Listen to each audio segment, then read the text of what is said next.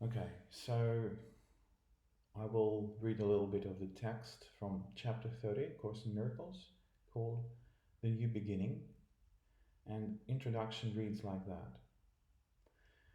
The new beginning now becomes the focus of the curriculum. The goal is clear, but now you need specific methods for attaining it. And this is very important. The speed by which it can be reached depends on this one thing alone. Attention. Your willingness to practice every step. I just want to note it depends not on practice as such, but willingness to practice every step. I find this distinction very important. It doesn't depend on practice, but it depends on willingness to practice, because practice will follow of its own accord after that. But the willingness is the most important part in all that. Now, willingness to practice every step. Each one will help a little every time it is attempted. And together, will these steps lead you from dreams of judgment to forgiving dreams and out of pain and fear? And ultimately, when this chapter started with the statement that the goal is clear, and here's the goal. Lead you from the dreams of judgments to forgiving dreams and out of pain and fear. This is the goal. Now, they are not new to you. They're not new. But they are more ideas than rules of thought to you as yet. So now we need to practice them a while until they are the rules by which you live. So essentially we are talking about changing the habits. We seek to make them habits now, so you will have them ready for whatever need. And next there are a number of paragraphs with the rules for decision. Let me put my glasses on. Rules for decision. 1. Decisions are continuous. You do not always know when you are making them. But with a little practice, with the ones that you recognize, a set begins to form, which sees you through the rest. Essentially, here Holy Spirit is saying that we make decisions every second, every moment, decisions about how to perceive things, how we judge things, we perceive them as good or bad, helpful, unhelpful, whatever. And these decisions are continuous. Now the text continues. It is not wise to let yourself become preoccupied with every step you take. And actually, I think this is very important. So the text says that with a little practice with the ones that you recognize, while decisions are continuous, it would be unwise to let yourself become preoccupied with every step you take. So it is not a kind of total control over the thoughts. It is just working with what you feel comfortable to work with. And essentially, Holy Spirit will guide. You, again, you don't make decisions on your own. The proper set, adopted consciously, each time you wake, will put you well ahead. So I think the keywords here are consciously and each time you wake. And if you find resistance strong and dedication weak, you are not ready. So this is the situation that happens to me from time to time. I'd say every maybe once a week, occasionally twice a week. But these situations certainly happen that I feel kind of overwhelmed and I just don't couldn't find strength to actually even to call for Holy Spirit, and I just feel very embarrassed and I feel very defeated, and I will never be able to go through that and all that. And so I do have that. And so it says, if you find resistance strong and dedication weak, you are not ready. Do not fight yourself. Do not fight yourself. I understand this do not fight yourself as the idea of not blaming yourself, not shaming yourself that that you are not doing what you said you would do, and just allowing, if you can, in that situation, Holy Spirit to take charge. I find it very helpful to remember that Holy Spirit helps every single time without exception. But what happens is that we need to achieve some kind of sincerity before we are ready to accept this help. So we need to ask sincerely, otherwise, we are not ready to receive the help. And so, do not fight yourself if you are not ready. Instead, no, it's what it's saying. But think about the kind of day you want and tell yourself, there is a way in which this very day can happen just like that. Then try again to have a day one. So I think this is a very important moment. If you find resistance strong and dedication weak, you are not ready. Do not fight yourself. And instead, think about the kind of day you want. It's helpful to have it written somewhere nearby. I have it on my monitor. And tell yourself. So, okay, what it means. So, for example, you feel overwhelmed with something, I don't know, work situation, family situation, whatever it is. And you feel like you're not in the mood to even ask for help. You feel so upset. And what the text said, do not fight yourself, but think about the kind of day you want, or you said you want, because the instruction is that to describe the day you want, and I personally think it's very helpful to write it down, the key points, because they will serve as anchors for you to remember the feelings.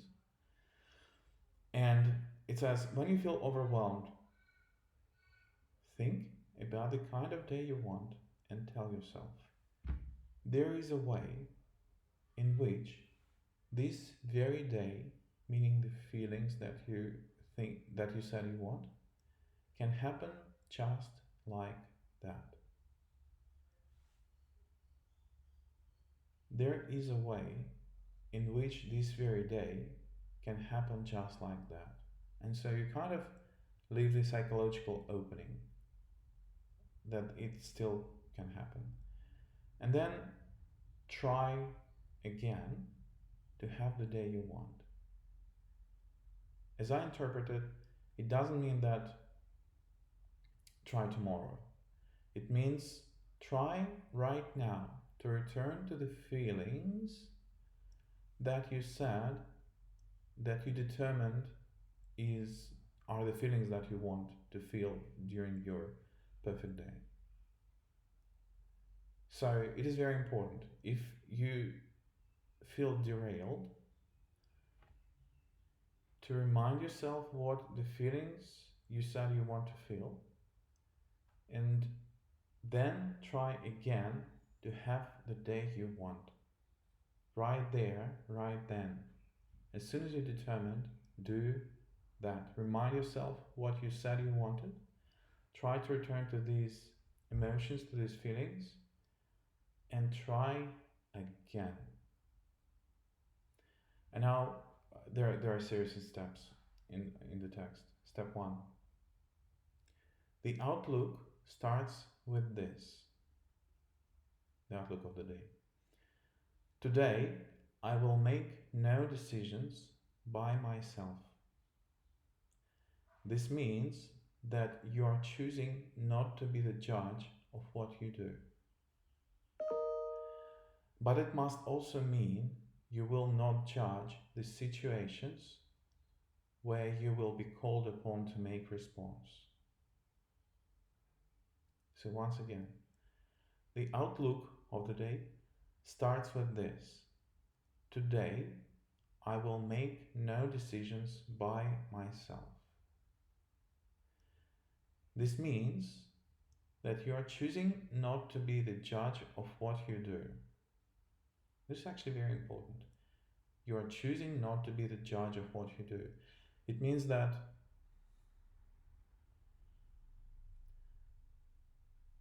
whatever you do what you feel what is best in this situation to do.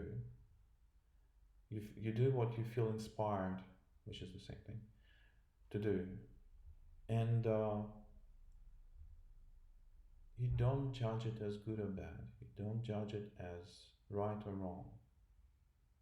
You just do it. And then the text says, but it must also mean you will not judge the situations you will called upon to make response. Yeah, that's exactly what I just said. So this is actually hard for me right now, not to judge the situations where you will be called upon to make response. And so my goal is to actually do the best I can to not judge. And if I do judge, then to quickly return to non-judgment. Now text continues. For if you judge them, you have set the rules for how you should react to them. And then another answer can but produce confusion and uncertainty and fear. Essentially, so this is kind of important to explain terminology here, I think.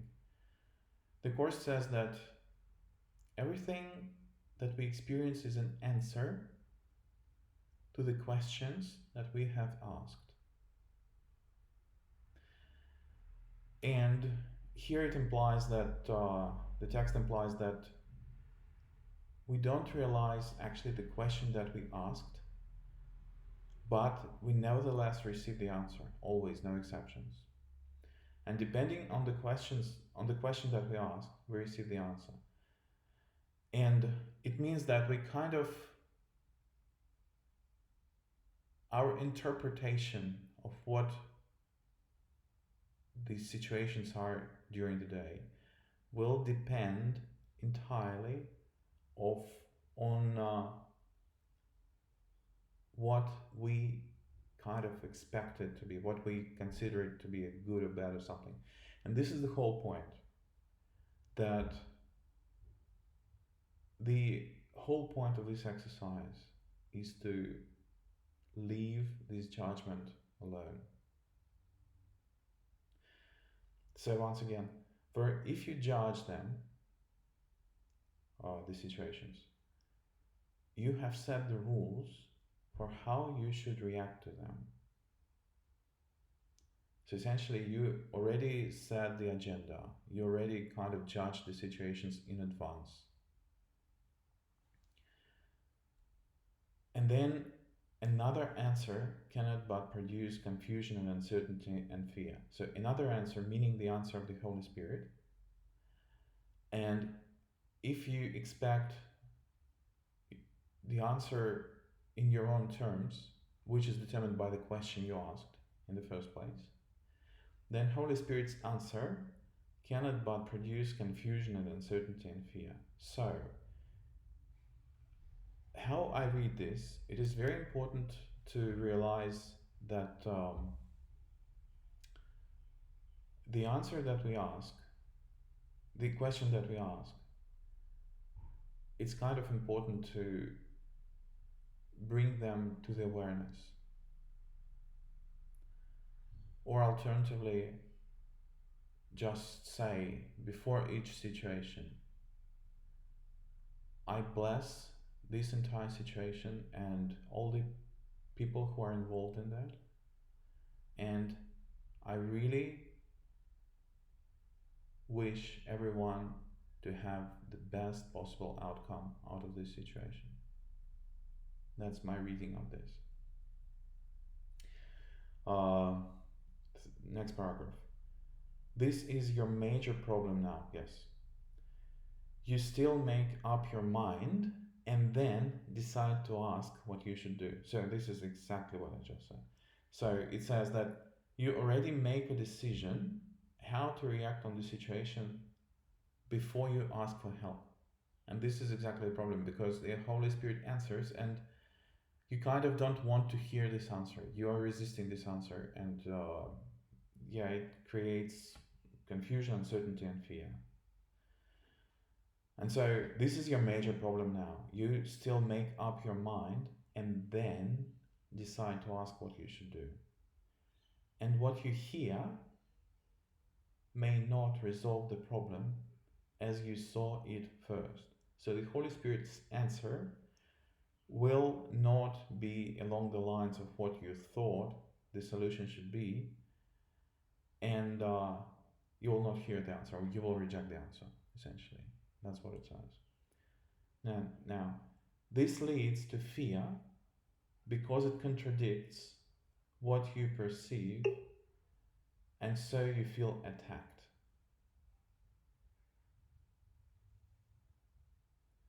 This leads to fear because it contradicts what you perceive, and so you feel attacked. It means that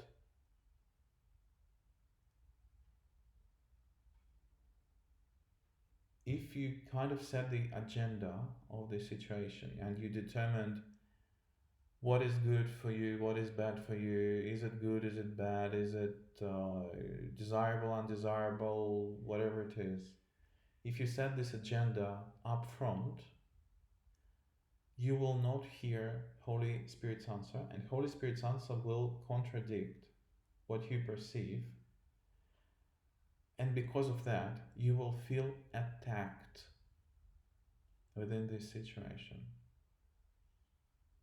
This is very, very important. Try to really kind of try for this idea to sink. And so you will feel attacked and therefore angry. This is exactly my problem. And therefore angry. There are rules by which this will not happen.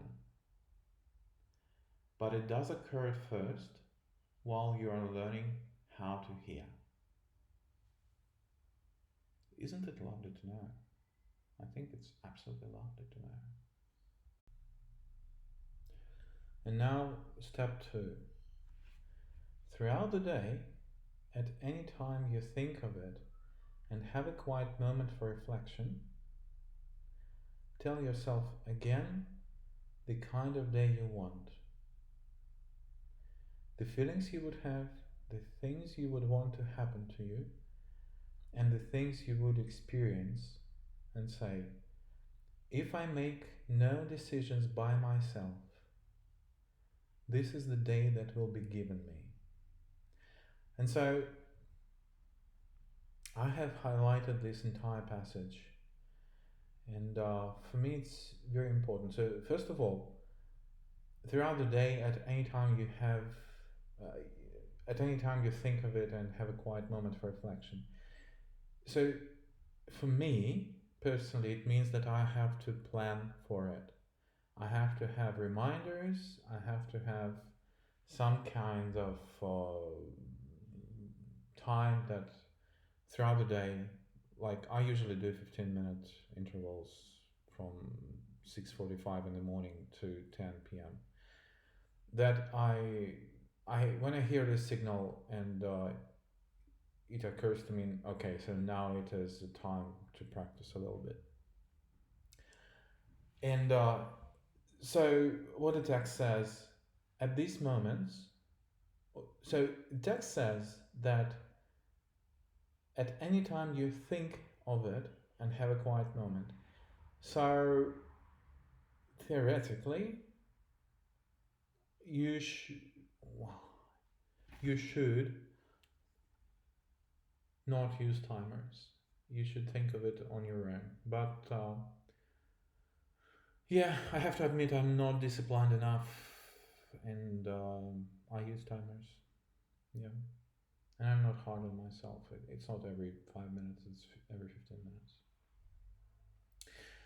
But it's important. So every now and then, you think again about the day, about the kind of day you want, the feelings you would have, the things you would want to happen to you, the things you would experience. It means, for me personally, that I need to have some kind of summary describing the feelings that I want to feel, which means, so for example, I could write something like joyous expectation. And these two words could mean gazillion of things to a lot of people.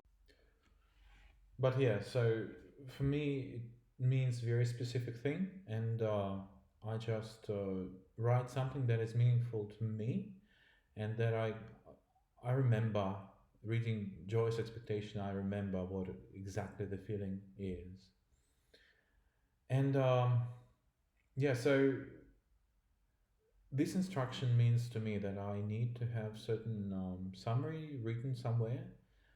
So I use it. I just while we are all working from home, I just printed out something on an A4 sheet of paper and put right in front of my face at my work desk, and that's what works for me.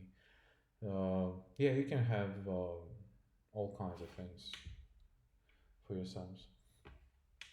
And now, so when this time comes, so for me it's a timer, then I'm reading through this list and I kind of recollect or remember or recall these emotions that I said I want to feel, these experiences, the things you want to happen, all of that. So, your perfect day, how you described it to yourself. And you remember this. So the whole point is that you remember what you said you like or want regularly throughout the day. This is the whole essence of this thing. And you say, if I make no decisions by myself, and I don't, as the text explains later, this is the day that will be given me. If I make no decisions by myself, this is the day that will be given me. And so somehow when I pronounce these words, say these words, it's just this feeling of what I would like to feel is just returns. I don't know how it works, but it certainly works for me. It certainly works for me. And so the whole point of this thing is that you kind of make the so first you make a decision what you want. Then you do not you should kind of avoid making any practical steps in the direction of achieving the result that you said you want. So do not offer any action Do not offer any action to achieve this result that you said you want. Instead, it says, if I make no decisions by myself, this is the day that will be given me. It means if I surrender all the decisions to the Holy Spirit, which means I'm not actively working in the direction of the fulfilling of the desire. I leave all the work to the Holy Spirit. I surrender all the organization, all the coordination, all the necessary preparations to the Holy Spirit. And if I do this, this is the day that will be given me. So this is very kind of counterintuitive idea in the action-oriented world that we all live in, and we are trained to say, okay, to be able to achieve this, you need to do this. And the course says, well, really? How's it going? Do you have consistent results? Do you have any results really to write home about based on actions? And in the end, even if you do on the surface have them, then are you happy? Essentially, are you happy with these results? And for me personally, the answer is clearly no. Now, these two procedures, practiced well, will serve to let you be directed without fear. For opposition will not first arise and then become a problem in itself.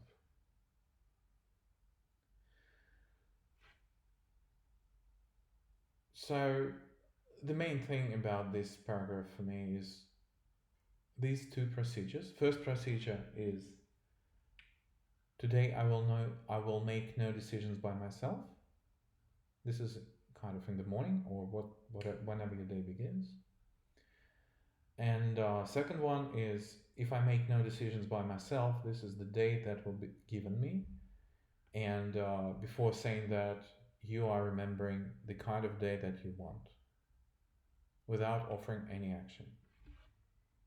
These two procedures, practiced well, by well, I read, I personally understand regularly and with passion.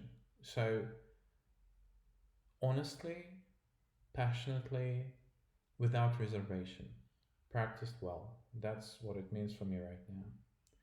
And so these two procedures, practiced well, will serve to let you be directed. So these two procedures will let you be directed without fear. Let you be directed without fear. So it means that all the action that is necessary on your part will be inspired. You don't need to plan for it. You don't need to do anything. It will feel just natural, just next logical step, just like, yeah, sure, why not? And all the necessary direction, so you'll be provided with all the necessary direction. These two procedures practiced well will serve to let you be directed without fear, for opposition will not first arise and then become a problem in itself. So for me, it means that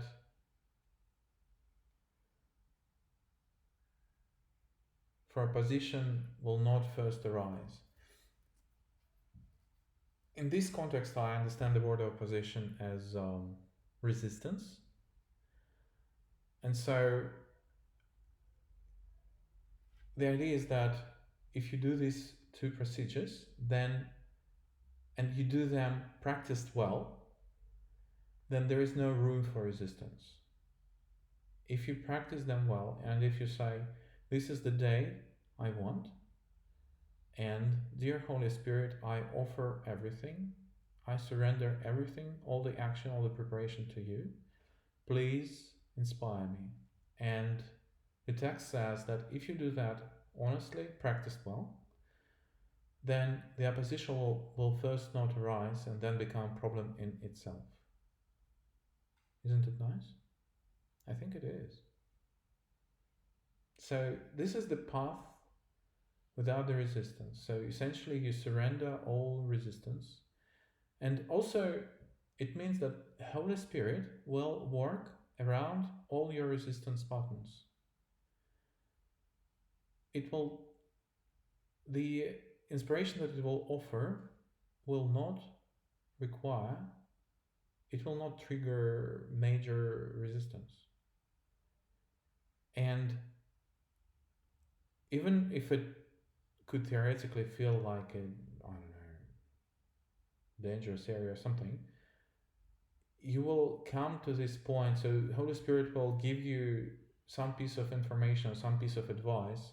It will make sure that it is on the forefront of your understanding, that will allow you not to trigger fear because you will know something. Like, for example, if you're afraid that, I don't know, like situation was in my recent history. I was buying a house, and I was a little bit afraid that other buyers could outbid me. And I just surrendered all my fear to the Holy Spirit and said, "Oh, dear Holy Spirit, there's nothing I can do about it. That's for sure. It's outside of my control completely." And I said, "If it's meant to be mine, it will be mine. If not, then not. Then, like, I refuse to feel bad about it." And so I went on with this process for a few days, and the situation went very favorably, and actually quite miraculously favorably in my favor. And so, paragraph 5. But there will still be times when you have judged already. Now the answer will provoke attack unless you quickly straighten out your mind to want an answer that will work. So here we say that yes, while we aim to live a perfectly quiet, peaceful, joyful day, whatever we say our day is or should be, there will still be times when you have judged already, meaning already have a preconceived ideas of how things should be. And now the answer will provoke attack, Holy Spirit's answer, because it's, as we already discussed, it's different from what you think the answer should be. And so the answer will provoke attack unless you quickly straighten out your mind to want an answer that will work. So here the text speaks about that, about this kind of game that we play inside of our own mind, where as soon as we notice attack thoughts or generally angry anxiety, whatever it is, that's classified as attack thoughts,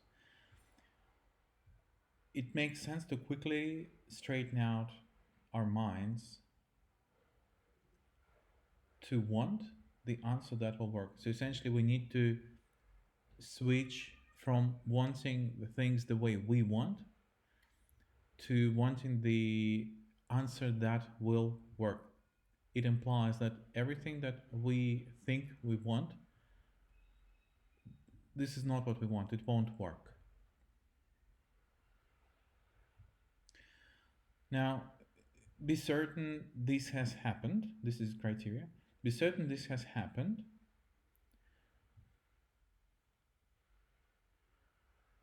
if you feel yourself unwilling to sit and ask to have the answer given you. So this is a criteria. If you feel resistance to just sitting and asking, Dear Holy Spirit, please give me the answer that will work. So if you feel this anger, this anxiety, this idea that something is not right and you are in danger, you are enraged, you are anxious, whatever it is, if you feel this attachment to the negative, to the outcome that you want, uh, this, so here the text says us, be certain that this has happened if you feel yourself unwilling to sit by and ask to have the answer given you.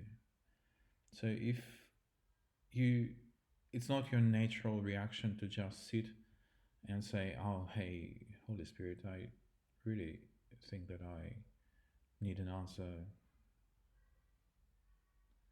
I really think that I need an answer here. Please help me. If you can't do that naturally, it means, so the text says that it means that you judged already. Next, this means you have decided by yourself, and this is, we remember that we said we won't do that. This means that you have decided by yourself and cannot see the question. Now you need a quick restorative before you ask again. So here we return to this idea of question and answer. I think it is very important to kind of understand what we mean by question and answer.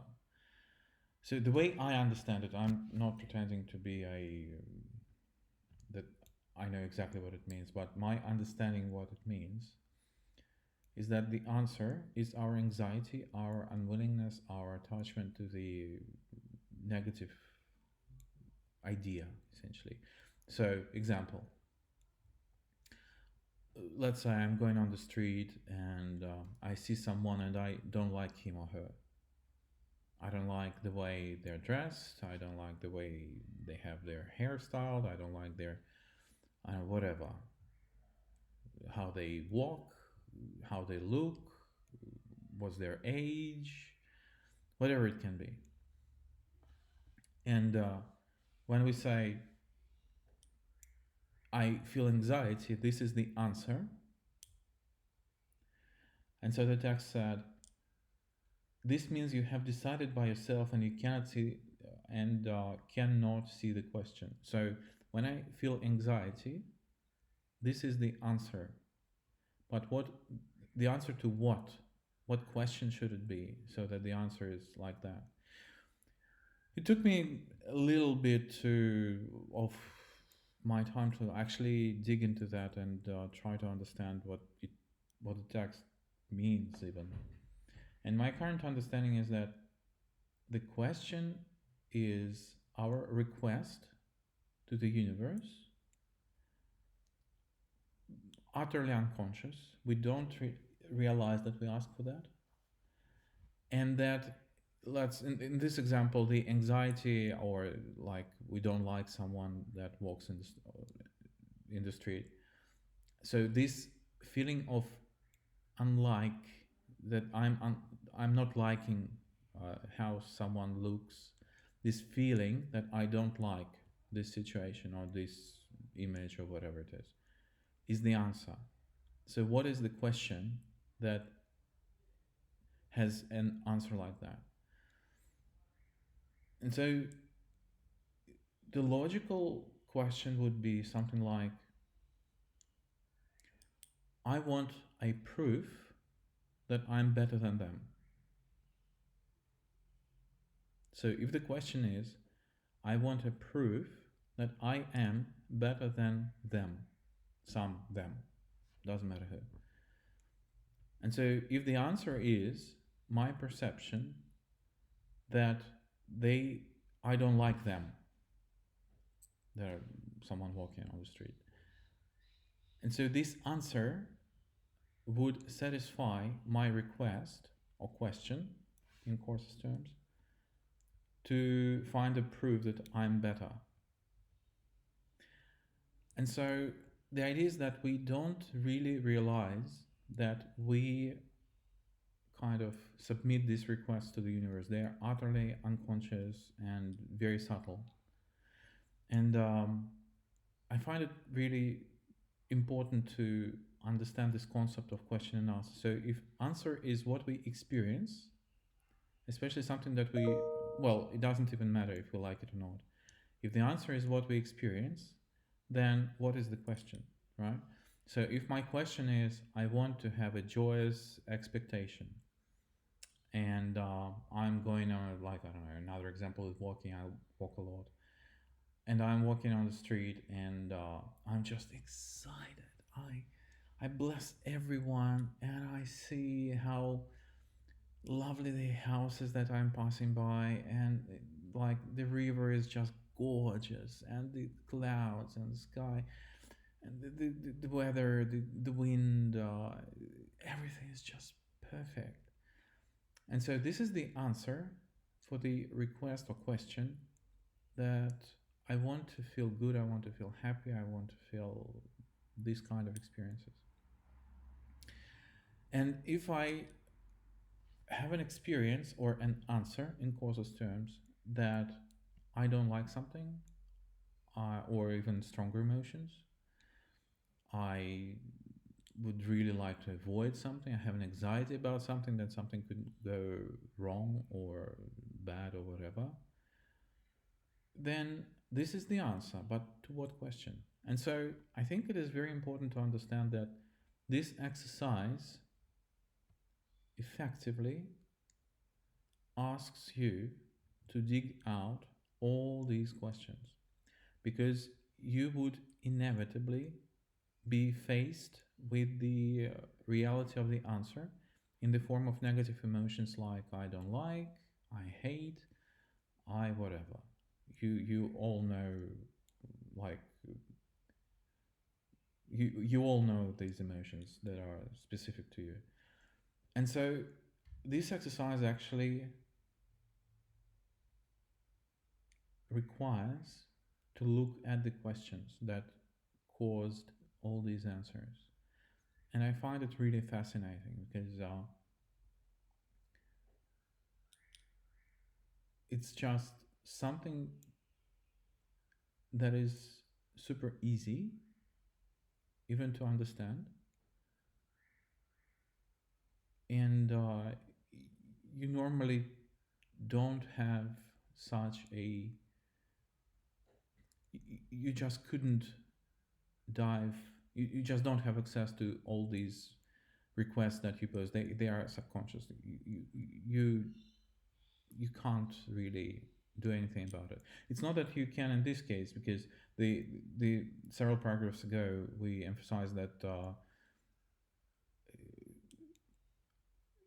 you it makes sense to work with the situations that you do realize. Uh, so so the spirit will provide the awareness of the problem, and the idea is that you release the question. So if the problem is an answer that what you perceive, then the task is to release the question. And so with releasing the question, we are reading further. Step 3. Remember once again the day you want. So in this context, we are already angry and judged, and potentially we have negative emotion. And so this is the response to this situation. Remember once again the day you want, and recognize that something has occurred that is not part of it. Remember once again the day you want, and recognize that something has occurred that is not part of it, because we didn't ask for negative emotion, right? And we feel it. So it's not part of what we asked for. Then realize that you have asked a question by yourself. and must have set an answer in your terms. So we again return to this concept of question and answer. Here we say, then realize that you have asked a question by yourself and must have set an answer in your own terms. So this is exactly what I was talking about. So, but here the course says, realize that you have asked a question.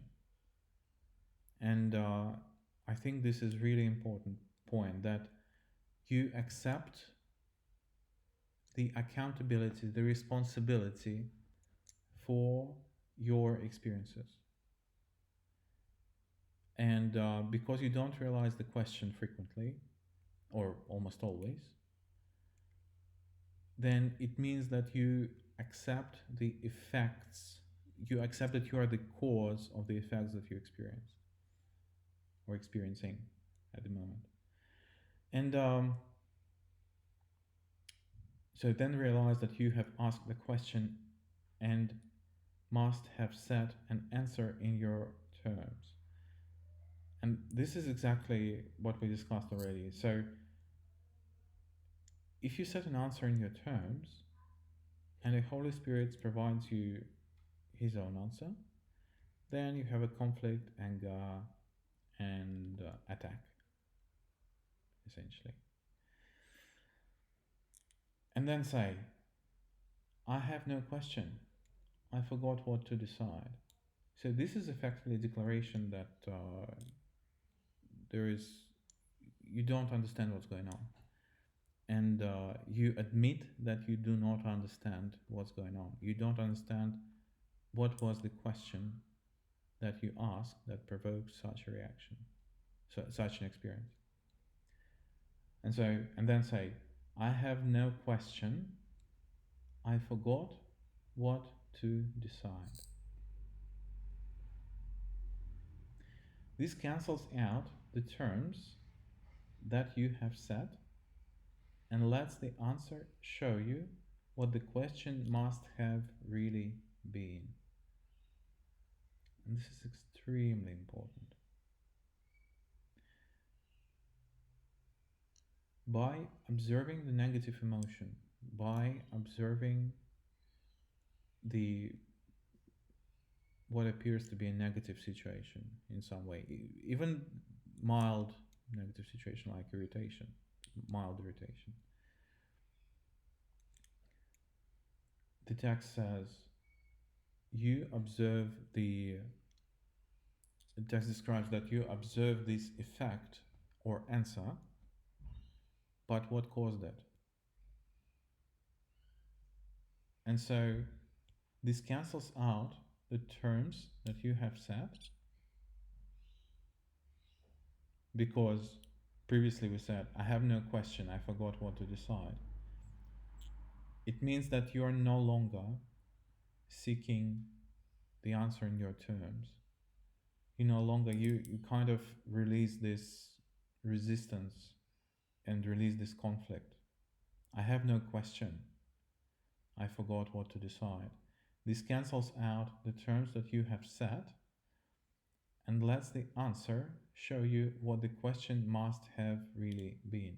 So essentially we say, by observing the negative emotion, it should be possible to conclude in response to what request this manifestation is. So apparently what happened is when you feel negative emotion, you have somehow requested the something like, I already mentioned this before, something like, I want to find the evidence that I'm better than them. And you might, without knowing that, like utterly unconsciously request that and receive the experience that you don't like someone. And this experience is a direct response to your request, but because you don't realize the request or question, the course says the answer show you what the question must have really been. And so this is a invitation essentially to shine the light on your real questions or your real requests to the universe. Next paragraph. Try to observe this rule without delay, despite your opposition. For you have already gotten angry, and your fear of being answered in a different way from what your version of the question asks will gain momentum. So your fear will gain momentum until you believe the day you want is one in which you get your answer to your question. So this is very important. This is what we experience like all day, every day, essentially. We think that we know what life is, and we think that we know how to operate in it, and we think that we know all the answers. But when we face our negative emotions, the idea is that, so the, in other words, what Courses really says that we are attached to the outcomes in our terms, the way I want my life the way I want it. I want it to be this way, essentially. That's what we are demanding. And because Holy Spirit does not provide us that, and on purpose, then we are getting angry because we are attached to the outcome or your answer in your answer to your question, essentially. And so let's read it again. It's really important. Try to observe this rule without delay, despite your opposition. So that's important as well. We will talk a little bit about it. For you have already gotten angry, and your fear of being answered in a different way from what your version of the question asks will gain momentum. Your fear to be answered of being answered in a different way from what your version of the question asks will gain momentum until you believe the day you want is one in which you get your answer to your question. So essentially, if we don't pivot quickly from the negative emotion back to the day we want, what will happen is that this negative train of thought will gain momentum and gain speed, and it will be harder and harder and harder and harder to stop. And so it says, try to observe this rule without delay despite your opposition. It means that once you've gotten angry, you will naturally have an opposition because of your attachment to the outcome that you said that you desire in your terms, your answer to your question. You will have an opposition naturally to remember the day you want. But this is exactly what we need to do. To remember the day we want in the situation where we get upset or angry or whatever, anxious.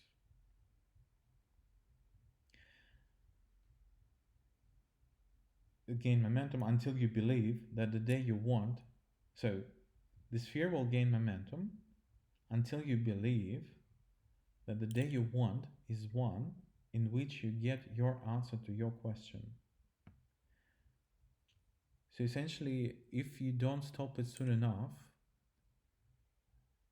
sooner than you think, what will happen is that you will believe that the only way for you to be happy, or the only way for you to have the day you want, which is the same thing, is to get the answer to your question, your answer to your question in the terms you said. And this will not make you happy. That's impossible. Just impossible. So until you believe that the day you want is one in which you get your answer to your question, and you will not get it, for it will destroy the day by robbing you of what you really want. Yeah, that's what I just said. This can be very hard to realize when once you have decided by yourself the rules that promise you a happy day. Oh, I don't quite understand what it says. Let me just close the email. It just has too many emails. This can be very hard to realize once you have decided by yourself the rules that promise you a happy day. Ah, okay.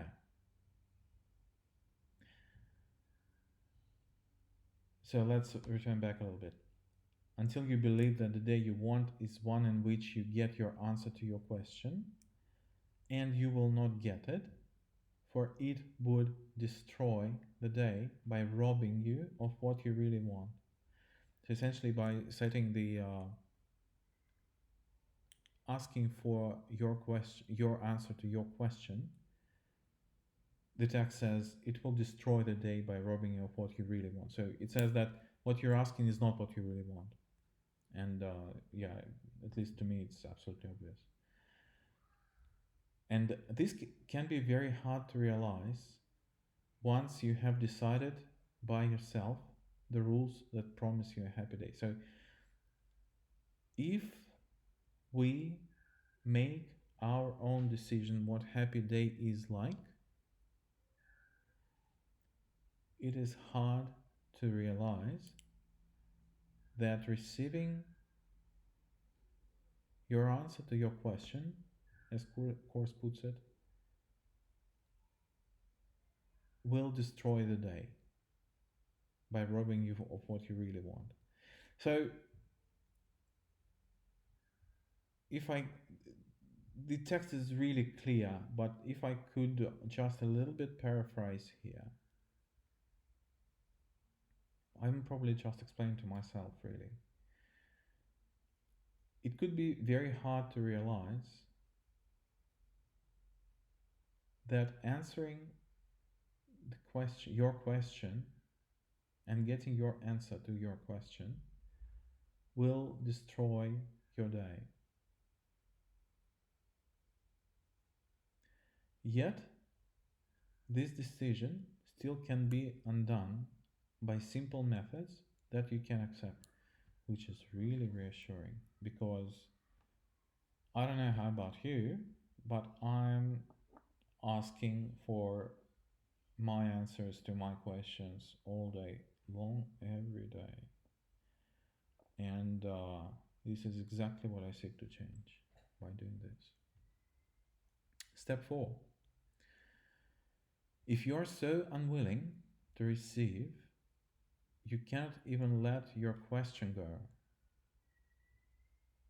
You can begin to change your mind with this. At least I can decide I do not like what I feel now. This much is obvious and paves the way for the next easy step. Well, let's read again. If you are unwilling to receive to the degree that you cannot even let your question go, you can begin to change your mind with this. If you are unwilling to receive, so it's very interesting.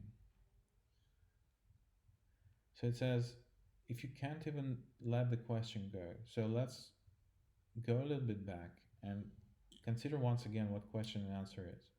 So if the question is, I want to find evidence that I'm better than them, and the answer is, I don't like them, right? It clearly confirms the question. And so it says, if you're so unwilling to receive the answer from the Holy Spirit, that you cannot even let your question go. Let's say I want to find evidence. So I attached to the idea of being better than someone else that I can't really switch to something else. I really badly, badly, badly want to be better than someone else. And so if you are so unwilling to receive, you can't even let your question go. So this describes the situation of like deep anxiety or incessant thinking about something, that you can't stop thinking about something. And so the course suggests that you can begin to change your mind with this. At least I can decide I do not like what I feel now. That's quite obvious decision, yes. If I feel anxious, it's very easy for me to decide that I don't like it. Or if I feel angry, it's even easier for me to decide that I do not like it. This much is obvious and paves the way for the next easy step, step 5. Having decided that you do not like the way you feel, what could be easier than to continue with? And so, I hope I have been wrong. This is actually very interesting.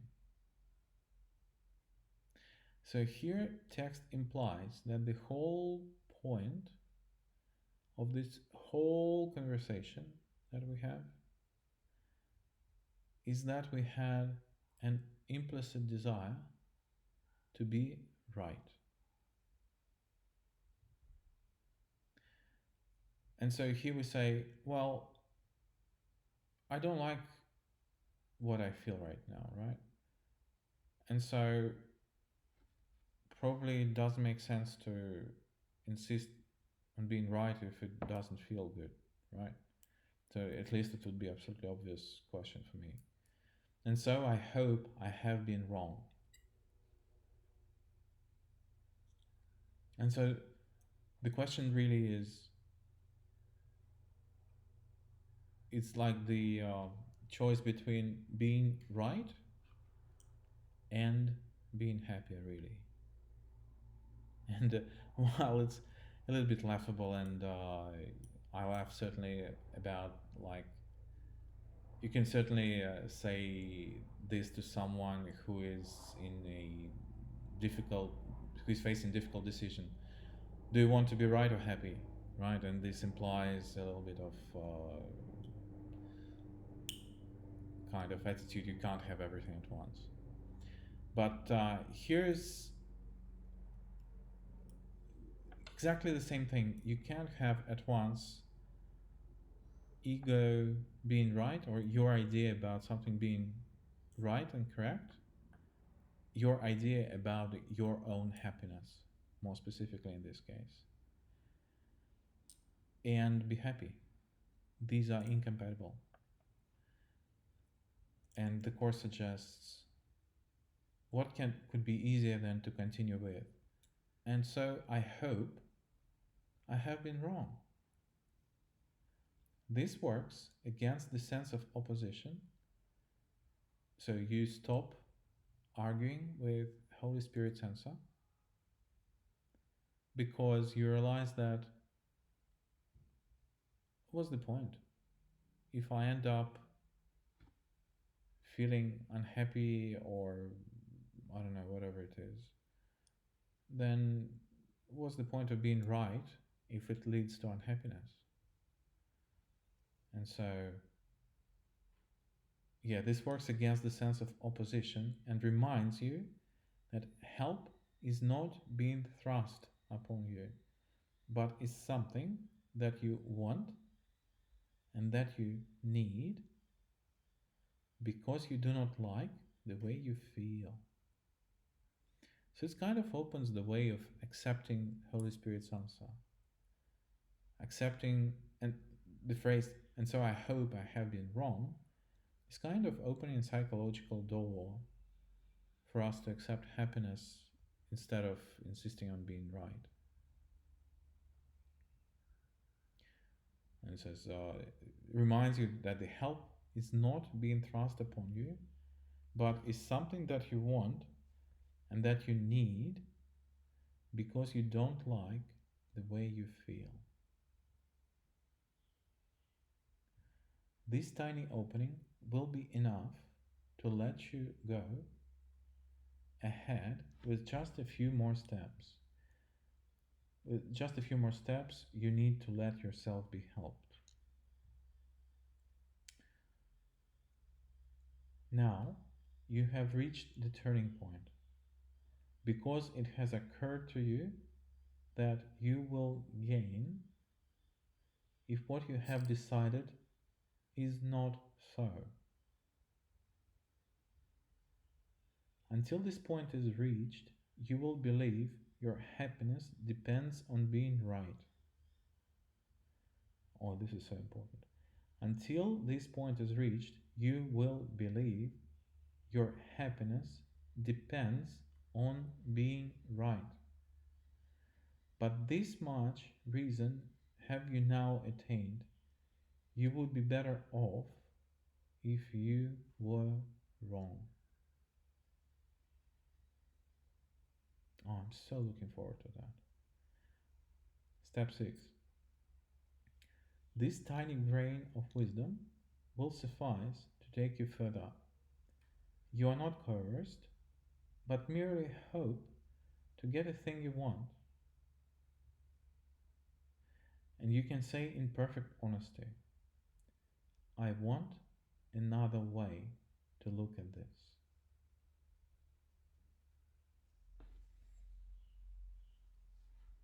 Now you have changed your mind about the day and have remembered what you really want. And so let's return back a little bit. So, yeah, in paragraph 10, we said that we realized that we would be better off if we were wrong. So, insisting on our answer to our question, we realized will bring us more unhappiness. And there's no point. So, if I'm right and unhappy, what's the point of being right, right? So, this tiny grain of wisdom will suffice to take you further. You are not coerced, but merely hope to get a thing you want. And so we started from the day we want, which is effectively our current understanding of happy day or happiness in general, or something applicable to a particular situation. But generally, happy, something based on happiness. And you can say in perfect honesty, I want another way to look at this. So if you remember, we are now in the situation of some major anxiety or some major fear, and yeah, we decided that we don't like how we feel, and we'd be better off if we're wrong. And so to continue that, I want another way to look at this. So if we take the situation, we are asking, how can I look at this if I already admitted that the way I kind of requested my question, the way I looked at it, would not bring the happiness. And so I want another way to look at this. Now you have changed your mind about the day and have remembered what you really want. So when we request, I want another way to look at it, after going through this mental process of kind of discharging the attachment, we effectively changed our mind about the day and have remembered what we really want, which is being happy. Its purpose has no longer been obscured by the insane belief you wanted for the goal of being right when you are wrong. This is the readiness for asking brought to your awareness. Sorry. Thus is the readiness for asking brought to your awareness. Readiness for asking. For you cannot be in conflict when you ask for what you want. Oh, this is so important. And see that it is this for which you ask. Let's read it once again, twice as slowly. So now you have changed your mind about the day and have remembered what you really want. So let's imagine. So let's say, my description of a happy day is something, and I'm feeling unhappy for some reason. I don't like some situation, or I'm upset about some decision, whatever. Received email that I didn't like, and we were going through the process that yes, we admit that I don't like the way I feel, and so I hope I was wrong, and I want another way to look at this. And after asking for another way to look at this, without asking any specific, I want another way to look at this. Now you have changed your mind about the day, being happy, and have remembered what you really want, being happy.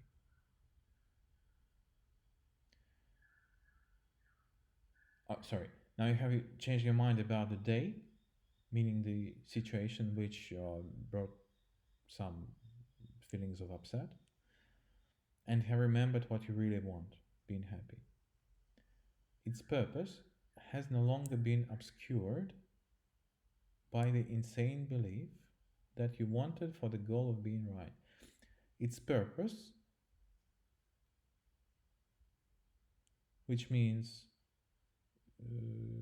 you have changed your mind about the day and have remembered. Its purpose, meaning the purpose of the day, and purpose of the day is to have a perfect day or happy day, the day you want. Its purpose of the day you want has no longer been obscured by the insane belief that you wanted for the goal of being right when you are wrong. The purpose of the day you want has no longer been obscured by the insane belief you were you wanted for the goal of being right when you are wrong. So in the situation during the day when you are wrong and you ask for your answer to your question, the text says, by changing your mind about it, the purpose of the day you want is no longer obscured by the belief that you wanted for the goal of being right when you are wrong. Thus is the readiness for asking brought to your awareness. Readiness for asking. Oh, it's such an important topic. Readiness for asking. Oh, let's read to the end. Thus, the readiness for asking brought to your awareness, for you cannot be in conflict when you ask for what you want, and see that it is this for which you ask. Let's take it literally word by word. This is so important. Thus, the readiness for asking brought to your awareness. Readiness for asking.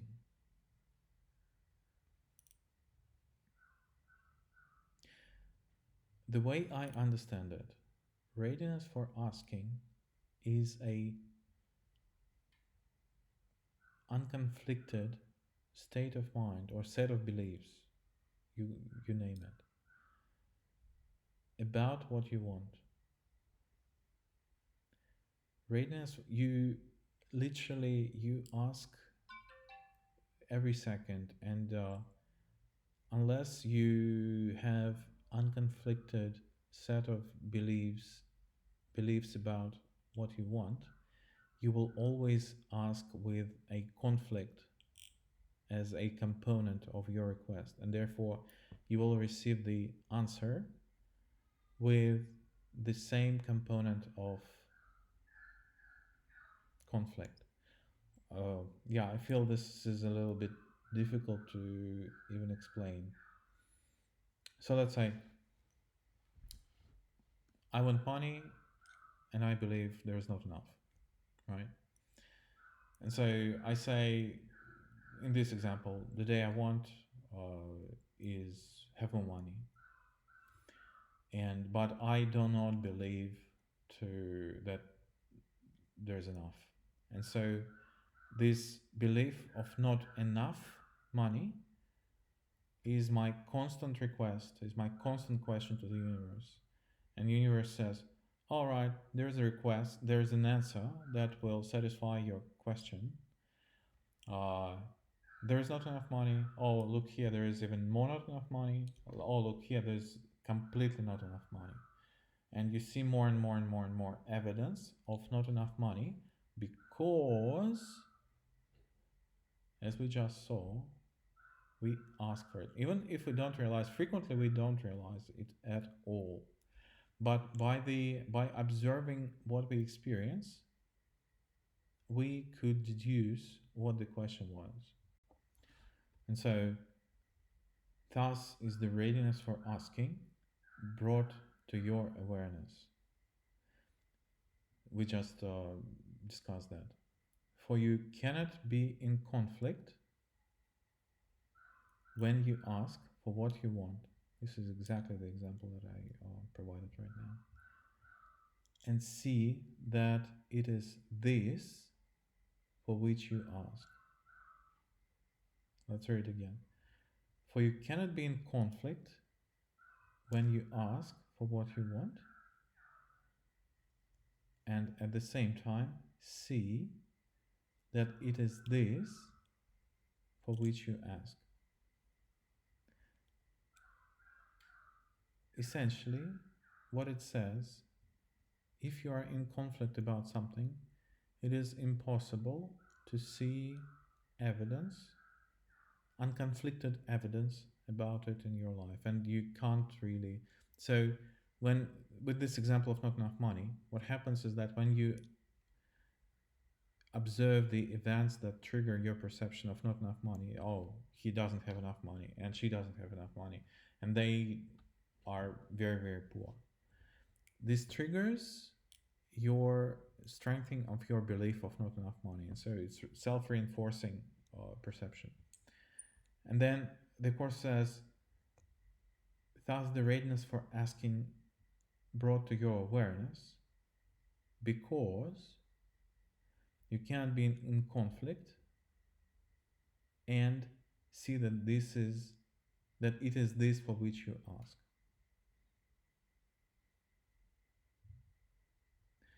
And so let's do a step back. It's actually important. Here, the course implies that we remove the conflict because we say, I want another way to look at this. And as such, we request the question that we asked,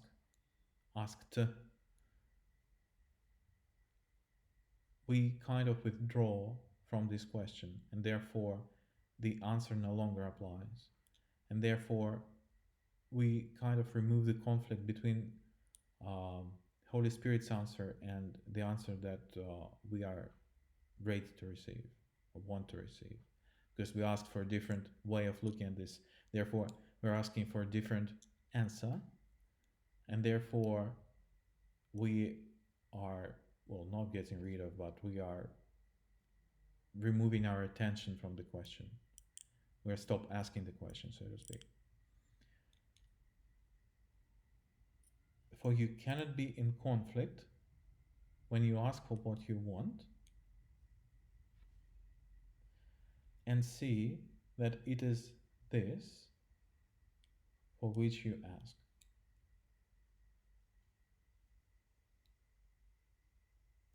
So you can't find evidence of what you ask, the answer. You can't hear the answer to your prayer if you are in conflict about what you ask. How about this? And so this is the process to remove the conflict essentially. Step 7. The final step is but acknowledgement of lack of opposition to be helped. So we released resistance about receiving the help from the Holy Spirit. It is a statement of an open mind, not certain yet, but willing to be shown. Oh, I so could sympathize with that. And the what we should say. Perhaps there is another way to look at this. What can I lose by asking? So, once again, the final step is but acknowledgement of lack of opposition to be helped. So it's kind of concluding the overall sequence of mental um, exercise. It is a statement of an open mind, not certain yet, but willing to be shown. Perhaps there is another way to look at this. What can I lose by asking? Thus, you can ask a question that makes sense. And so the answer will make sense as well. Nor will you fight against it, for you see that it is you who will be helped by it. So essentially, we're saying that because we released the question, we are asking for a different answer. And therefore, implicitly, we ask for a different question. Because these different answers from Holy Spirit, the question must be from the Holy Spirit. And we say that we won't fight against the answer or question because we have an expectation that we will be helped by the answer. This is so interesting. And so, after all these 7 steps, the text continues with more generic explanation and instruction. It must be clear that it is easier to have a happy day if you prevent unhappiness from entering at all. But this takes practice in the rules that will protect you from ravages of fear. So it says that it's a lot better, easier to maintain the happy day, happy state than to compensate for unhappiness. But clearly, when we start and for some time, we will have to deal with the compensation because the unhappiness is so strong in us and so habitual. And so it says, but this takes practice in the rules that will protect you from the ravages of fear. When this has been achieved, this been achieved meaning the unhappiness is not entering the day. The sorry dream of judgment has forever been undone. So it says that this change is actually permanent. But meanwhile, you have need for practicing the rules for its undoing. Let us then consider once again the very first of the decisions which are offered here. We said you can begin a happy day. By the way, I want to notice that here text says begin a happy day, but previously the course mentioned the day you want, but here we refer to the same thing as a happy day. I think it's interesting to notice. We said you can begin a happy day with a determination not to make decisions by yourself. This seems to be a real decision in itself, and yet you cannot make decisions by yourself. So the course points out that on a seeming contradiction between its kind of instruction and so the seeming contradiction between what it says and what it asks for. So it says that it suggests that I should not make decisions on my own. Nevertheless, this very thing, the decision to not make decisions, seems to be a decision in its own right, and so there seems to be a contradiction. And yet, you cannot make decisions by yourself.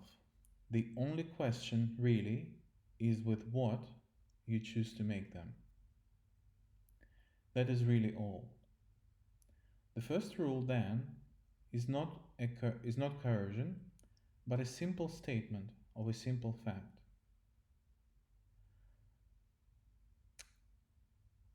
You will not make decisions by yourself, whatever you decide, for they are made with idols or with God, and you ask help of Antichrist or Christ, and which you choose will join with you and tell you what to do. So essentially, this paragraph offers. So in the beginning, it offered the idea that of a seeming contradiction between the instruction and the content. And then it says, well, it's not really a contradiction because it's just a statement. So today I choose not to make decisions by myself is not a decision. It is a statement. This is a statement of truth. So what course means is that when we make decisions, we never make decisions on our own anyway. We are either make them with the ego or with the Holy Spirit or God or whatever you call it.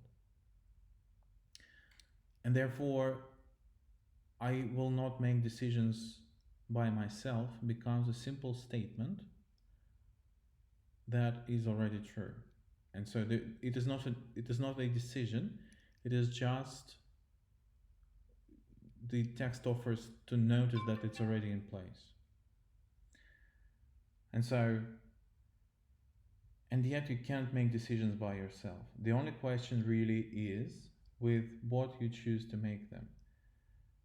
The first rule then is not coercion, but a simple statement of a simple fact. You will not make decisions by yourself, whatever you decide. So it says, it doesn't matter what you decide and how you decide. You are not making decisions by yourself anyway. And so the first statement, I'm not making decisions by myself, is not a decision. It is just kind of a fact. And we are just pronouncing that this is the fact. For the decisions are made with idols or with God. And therefore we say we either allow ego to make those decisions or we allow God to make decisions. Because it says that otherwise we can't make decisions on our own anyway. And which you choose will join with you and tell you what to do. So essentially, in other words, it is either ego, we will make either ego decision or God decision. There is no other choice really. And then next paragraph. Your day is not at random. It is set by what you choose to live it with, and how the friend you choose counsel, and how the friend whose counsel you have sought perceives your happiness. You always ask advice before you can decide on anything. That's what I just said. Let this be understood, and you can see there can be coercion here, nor grounds for opposition, that you may be free. There is no freedom from what must occur, and if you think there is, you must be wrong. So this paragraph is actually, we already started to discuss it. So it says, it starts with your day is not at random. It is set by what you choose to live it with. It is set by what you choose to live it with. And so your day effectively, so this chapter started with that the decisions are continuous. And so each decision we make either with God or the ego, and your day is not at random. It is set by what you choose to live it with. So if we choose to live it with the ego, it will be one kind of day, and if we choose to live it with the Holy Spirit or God, it will be another, or Jesus or whatever you call it. It will be another kind of day. And how the friend whose counsel you have sought perceives your happiness. So your day is not at random, it is set by what you choose to live it with, and how the friend whose counsel you have sought perceives your happiness. And so, again, the simple statement or a simple fact that if you live it, make decisions with the ego will guide us towards what it thinks happiness for us.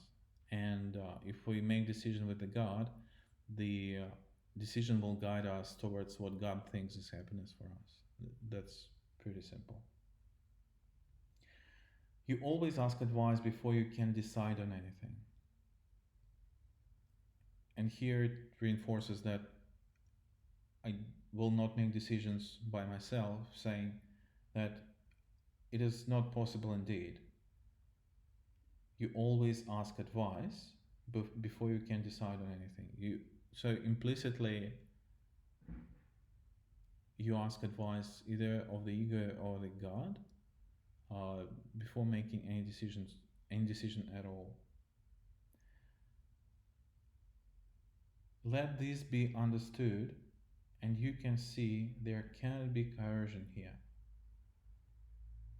nor grounds for opposition that you may be free. Let this be understood. What this means. This means that you always ask advice. This refers to you always ask advice before you can decide on anything. Essentially, it is a very important thing. It effectively says that I'm responsible for all my decisions. It can be paraphrased in these words: I am responsible for all my decisions because I am asking advice, consciously or unconsciously, doesn't really matter at all, before I can decide on anything. And depending whom I ask whom I solicit this advice from, I will hear different answers. And so these answers will guide me to the happiness, how the advisor perceives my happiness to be towards this end.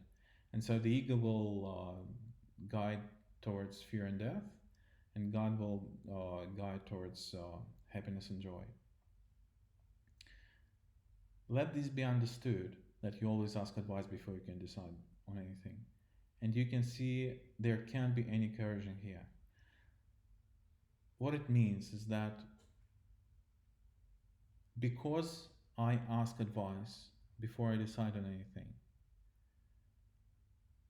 I choose, and therefore I'm responsible for the result of the answer. So I ask a question, and depending on whom I ask this question, whom I address this question to, I hear a certain answer, and therefore there could not be coercion here, because it is me who decides to whom I address the question and what the question is.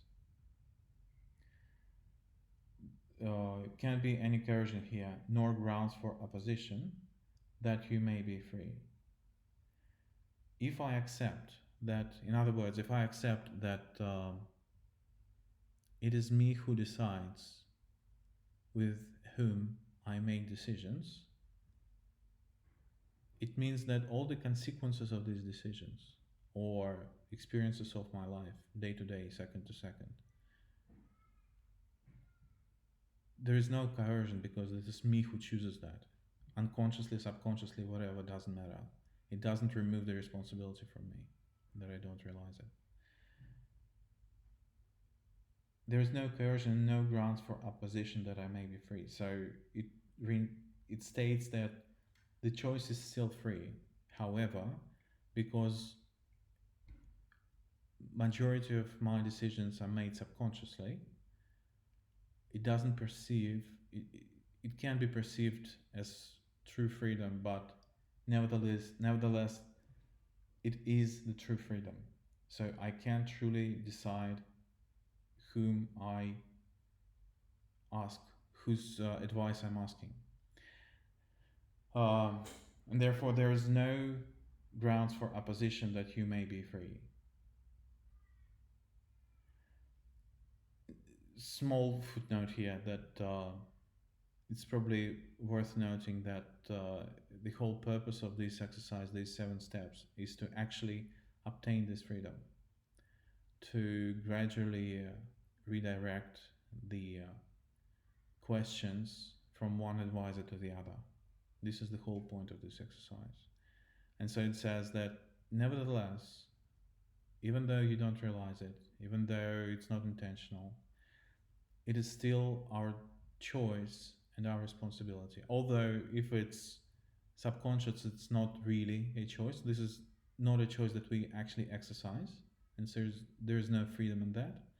But this exercise seeks to actually shine the light on all these questions and all these subconscious processes, and to actually find this freedom or rediscover this freedom for ourselves. There is no freedom from what must occur, and if you think there is, you must be wrong. So this is a very generic phrase. The way I understand it is that if you ask a question, you must receive the answer. And there is no freedom from not receiving. You cannot avoid the answer if you ask the question. So essentially, my understanding is that this is in spirit of ask and it is given. So if you asked, you must receive. There is no freedom from what must occur. And if you think there is, you must be wrong. Next paragraph. The second rule, as well, is built on is but a fact.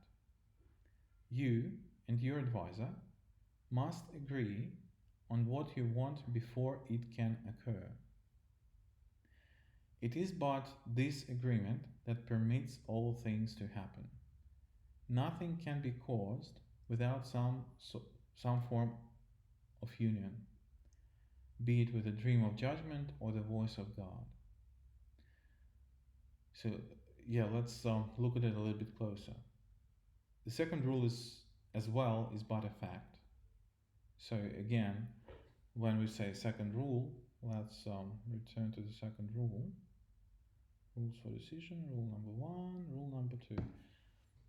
So rule number 2 is throughout the day, anytime you think that you have quite a moment of reflection, you should say, if I make no decisions by myself, this is the day that will be given me. This is the second rule. If I make no decisions by myself, this is the day that will be given me. And so paragraph 16 says that the second rule, if I make no decisions by myself, this will be given me.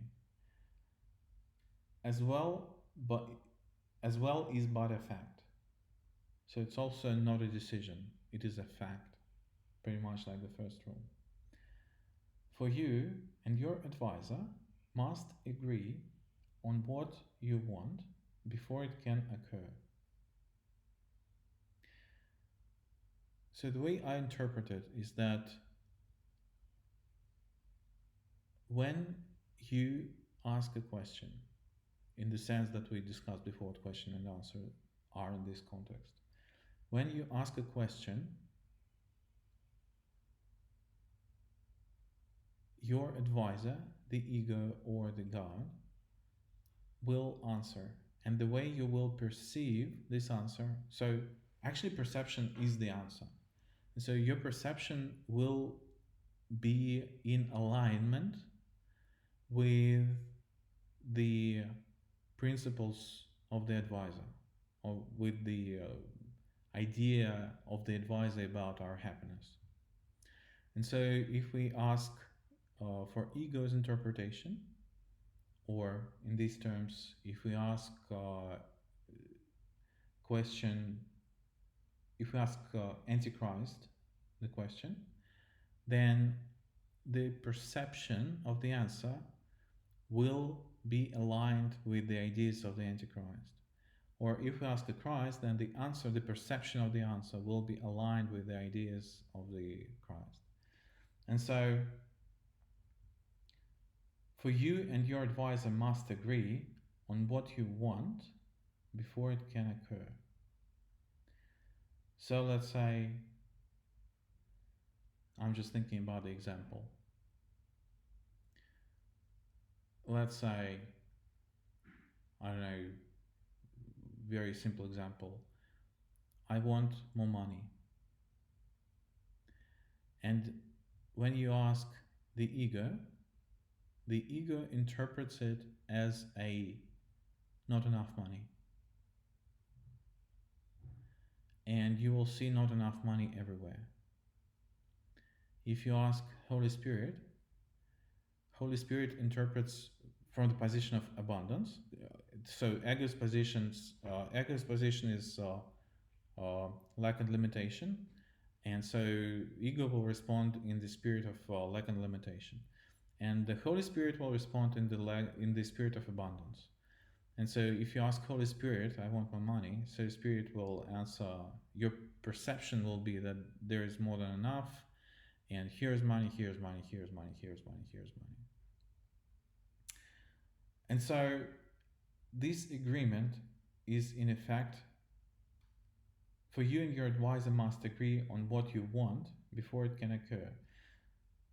So essentially here we say that if we ask for the ego, we agree to hear the advice from the position of lack and limitation.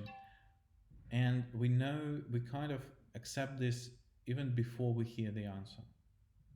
We must agree on what we want. So for you and your advisor must agree on what you want before it can occur. So by asking ego, therefore, we agree with lack and limitation interpretation. By asking Holy Spirit, we agree with abundance interpretation or point of view. It is but this agreement that permits all things to happen. So what it says is that it is because you join with the power that you believe in, the things are happening. So they are materializing. So the things that surround us, all the circumstances, things, possessions, I don't know, family, all the circumstances of our lives, all the events throughout the day, and overall, they are caused. So it is but this agreement that permits all things to happen. Essentially, we say that we, as something that wants some improvement, cannot make it or manifest it. We need to join with the power of mind, whether it's the ego or Holy Spirit, for our desire to take shape, take physical shape. On our own, we can't make anything physical.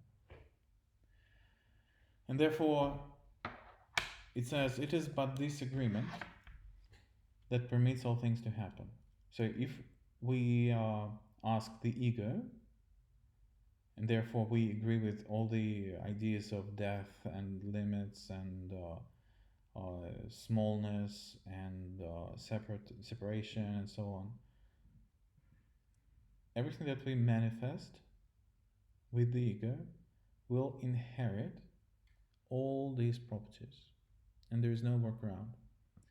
You, we just cannot ask the help of the ego and not receive like a limitation, some aspect of death, some disappointment, some, so all these things. And if we ask the Holy Spirit, again, we will receive all the properties of the Holy Spirit. So if there is a mix, there will be a mix. It's not a binary thing. Well, in fact, it is. However, what happens is that, from my current understanding, there seems to be a continuum. It's not just black and white. There's lots of gray area. Well, it's not gray area. It's just a continuum. Continuum. Now, nothing can be caused without some form of union, be it with a dream of judgment or the voice of God. So, yeah, that's exactly what we just discussed. Next, decisions cause results because they are not made in isolation. So here we say that decisions cause results because they are not made in isolations. In isolation. It's very important. It is a statement that the ego is actually powerless, because ego's idea is isolation, and Holy Spirit says, the text says that decisions cause results because they are not made in isolation. And this is the paraphrase of the previous couple of sentences, that it is but this agreement that permits all things to happen, and so on. So from my perspective, some form of union, there's nothing can be caused without some form of union. And so decisions cause results because they are not made in isolation. The only decision that will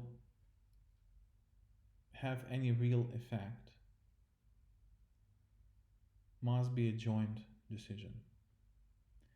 And so here it says that ego is still a part of the mind that has a wrong, well, kind of, it's just a system of thought, but still thought is power of mind, is of mind, and thought is powerful. And therefore we say,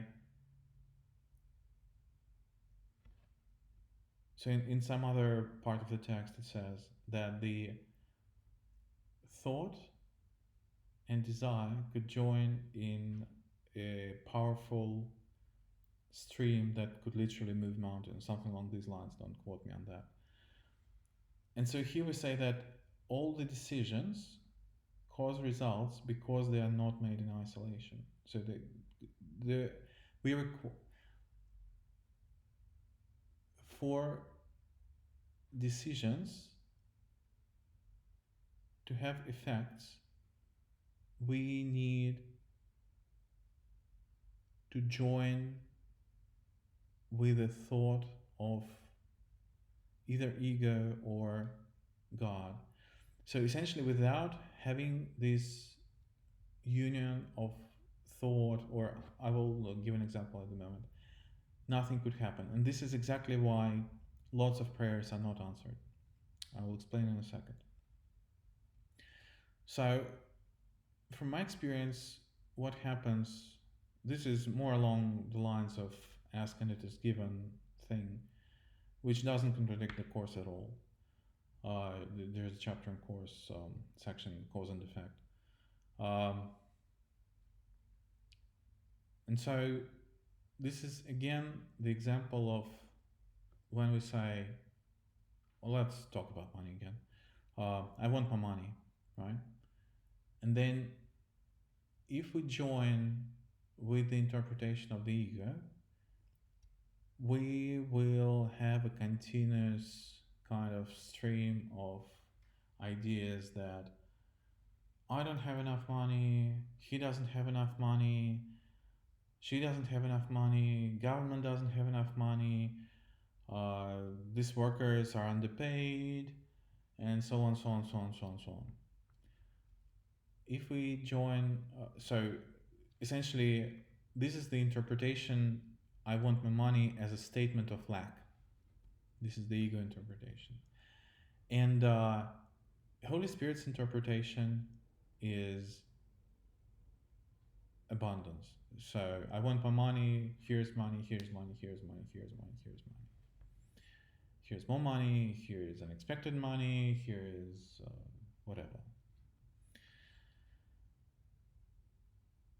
Depending on which interpretation we lean majority of the time, my kind of rule of thumb is 80% of the time throughout the day, depending on like what interpretation we actually see and actually experience, these these ideas, that thoughts that we continue to think throughout the day, they actually create events aligned with these thoughts. So if I think throughout the day, not enough money, not enough money, not enough money, not enough money, not enough money, I will create more and more and more and more and more and more situations that will confirm this interpretation. If I'm thinking, oh, how wonderful that my council set up a flower bed on the crossroads, or how wonderful that people have their cars in such a good shape, how wonderful that people renovate their houses. I don't know, I'm just speaking about houses because I walk a lot and notice these things. How wonderful that this house looks so gorgeous. People must have a lot of money, and that's good. I'm really glad that they kind of invest into the nicely looking house that I'm enjoying looking at. And I don't know, there are lots of things that you can notice that you can link with abundance of money and lack of money. And so this is a kind of long explanation of a simple thing. Depending which interpretation you choose, or in text's terms, union with which advisor you choose, you will experience the effects of this union in your experience. Let's move on. So decisions cause results because they are not made in isolation. They are made by you and your advisor, for yourself and for the world as well. Sorry. The day you want, you offer to the world, or the happy day, that is synonymous. For it will be what you have asked for and will reinforce the rule of your advisor in the world. Whose kingdom is the world for you today? What kind of day will you decide to have? So this is effectively the same thing that we just discussed. So decisions are made by you and your advisor, not enough money, abundance of money, for yourself and for the world as well. So this is actually quite important, for yourself and for the world as well. So here is another reminder that we are not on our own. So everything that we do or think or experience, we are sharing with everyone, essentially.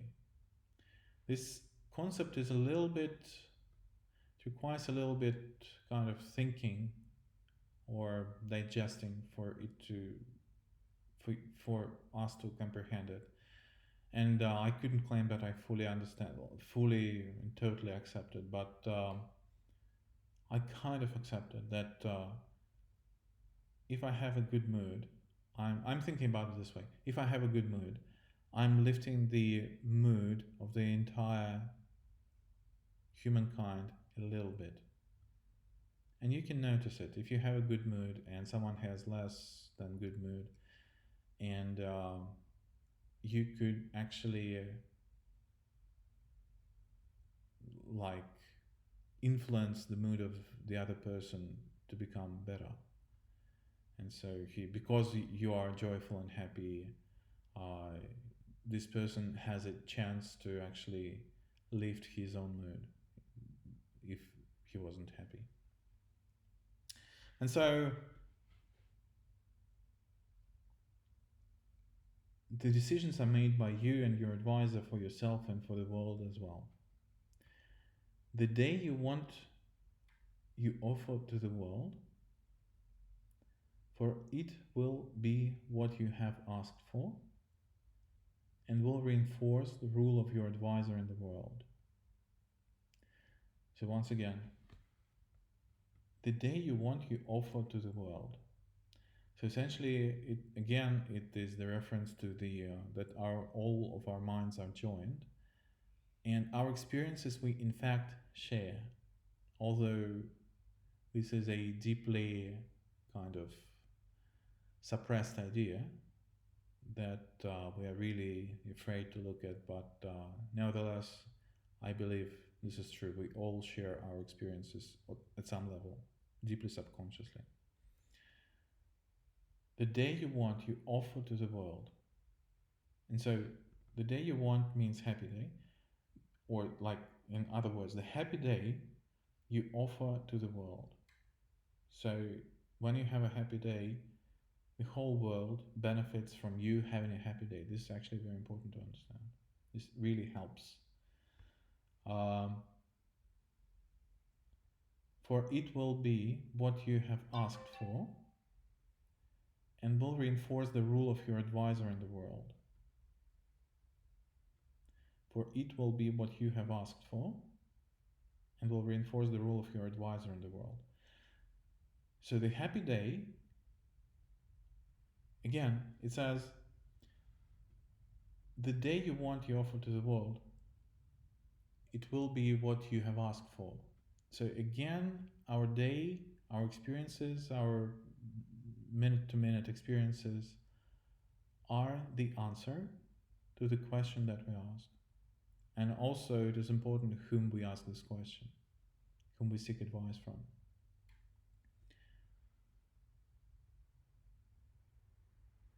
Whatever experience we have, good or bad, we contribute these experiences to the world at large, and it says this will reinforce the rule of your advisor in the world. So if you ask for the ego and you live a predominantly ego day, then it will reinforce the ego thought system in your worldview. And if you live the day with the Holy Spirit, then it will reinforce the worldview of the Holy Spirit for you. Whose kingdom is the world for you today? What kind of day will you decide to have? Next paragraph. It needs but two who would have happiness this day to promise it to all the world. It needs but two to understand that they cannot decide alone, to guarantee the joy they asked for will be wholly shared. For they have understood the basic law that make decision powerful and gives it all effects that it will ever have. It needs but two. These two are joined before there can be a decision. So here it's kind of a repetition of what we already discussed, but on a more generic level. So it says, as soon as at least two are joined, we are defying the isolation. So we are effectively negating the ego. As long as two are sincerely joined, and it can be you and Holy Spirit, it's not necessarily two humans, although two humans help, but it's not necessarily this way. It needs but two who would have happiness this day to promise it to all the world. So it says that if you have it's not even a decision, willingness to have happiness this day. This is a promise, this is in effect a promise of happiness to all the world. And so this is clearly Holy Spirit's interpretation of how this works. It needs but two to understand that they cannot decide alone to guarantee the joy they asked for will be wholly shared, for they have understood the basic law that makes decision powerful and gives it all the effects that it will ever have. So, in simple words, the decision, the advice that you accept from either ego or Holy Spirit will have will automatically inherit all the properties of the Holy Spirit or the ego. For they have understood the basic law that makes decision powerful and gives it all effects that it will ever have. It needs but two. These two are joined before there can be a decision. We already discussed this. So you need to join either with the idea of the ego or with the idea of the Holy Spirit before this thought could have any effect, before this thought could have power to have any effect, physical or non-physical. Let this be the one reminder that you keep in mind, and you will have the day you want and give it to the world by having it yourself. Effectively, this is another way of saying that what you have is what you give, and what you give is what you have. And so here it says that by having the day you want, or happy day, you share it with the whole world. So you contribute your happiness or unhappiness to the world at large. Your judgment has been lifted from the world by your decision for a happy day, and is as you have received, so must you give. Yeah, this is a very powerful statement. Your judgments have been lifted from the world by your decision for a happy day. So essentially, it says our decision to have a happy day necessarily implies removal, or lifting of the judgment.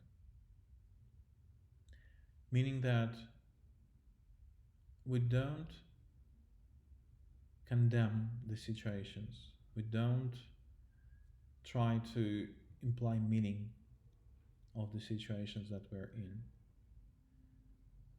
It's like one of the first lessons,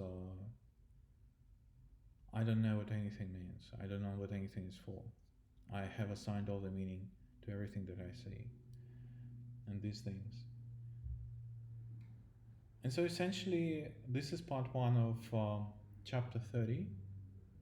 To be honest, I actually understood it a lot deeper than I thought. So I thought I understand pretty clearly, but reading it together and on camera, actually, I'm imagining someone will listen at some time in the future. Uh, Certainly helped me to understand it a lot deeper. And so, yeah, I'm grateful for the Spirit's invite, invitation for me to share this work. And thank you, listeners and viewers, for listening for that. So, what will happen next is that I will actually share regular kind of practice notes. You probably understand that this exercise is quite radical, and to give me courage to move on, uh, it would be really helpful if you could share your thoughts and your ideas and probably join with me. I don't know. Uh, so I'm really keen to practice this day to day, and my commitment is that I will share the practice notes with you on a regular basis. So my current idea is to have 7 days of practice at least in a row, and then yeah, we'll see how it goes because I don't want to kind of overpromise. See you all soon. Thanks for listening.